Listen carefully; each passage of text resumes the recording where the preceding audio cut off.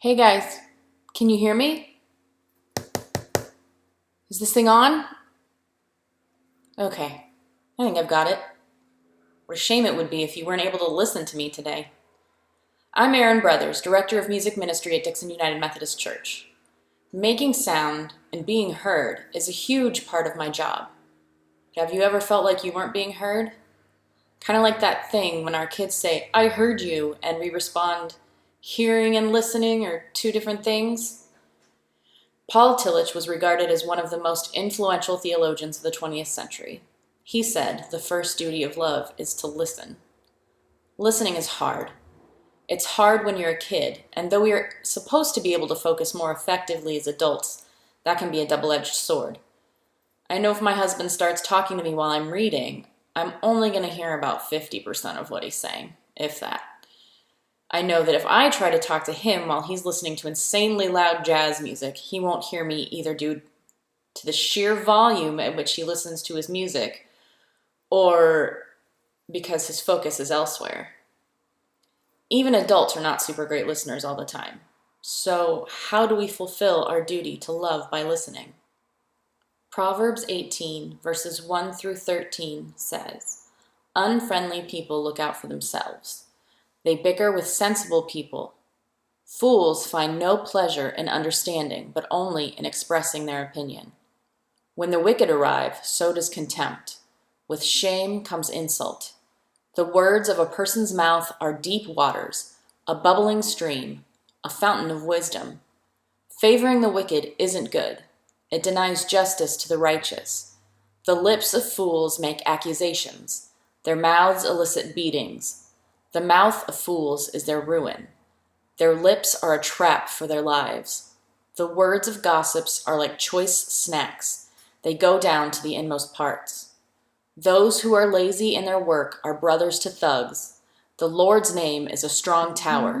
The righteous run to it, and a strong tower. The righteous run into it, and they are saved.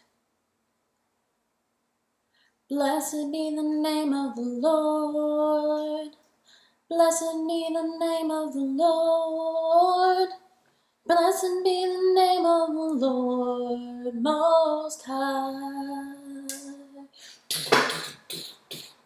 Blessed be the name of the Lord. Blessed be the name of the Lord. Blessed be the name of the Lord Most High.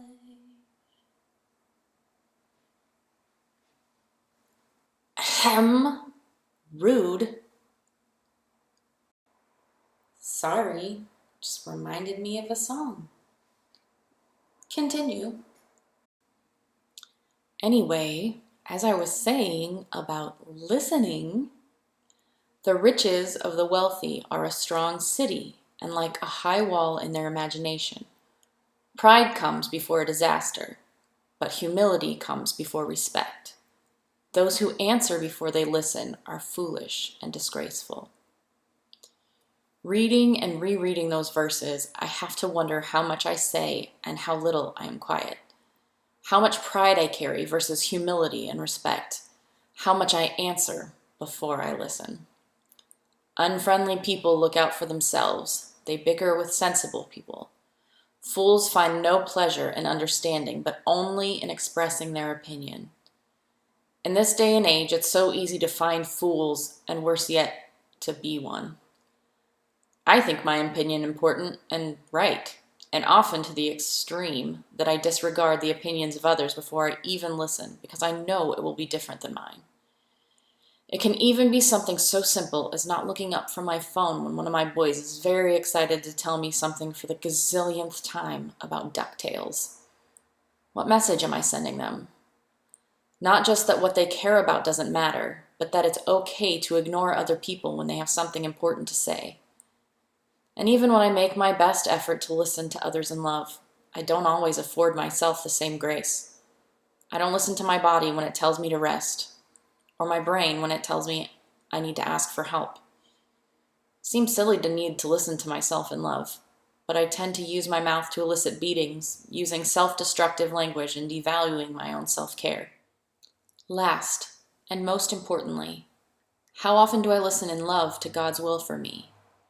How often do I seek refuge in the name of the Lord? How often do I foolishly have an answer before I've listened to the Holy Spirit moving in my heart? The answer to that last question is often. Definitely often. So I've challenged myself starting today to do more listening. Listening to you, listening to my kids, maybe my husband. Okay, definitely my husband. Listening to myself and listening to God. Actively, without interjection, with patience and an open mind. And then, when I do talk, my words will be a fountain of wisdom instead of my ruin. When I do talk, it will be worth listening to.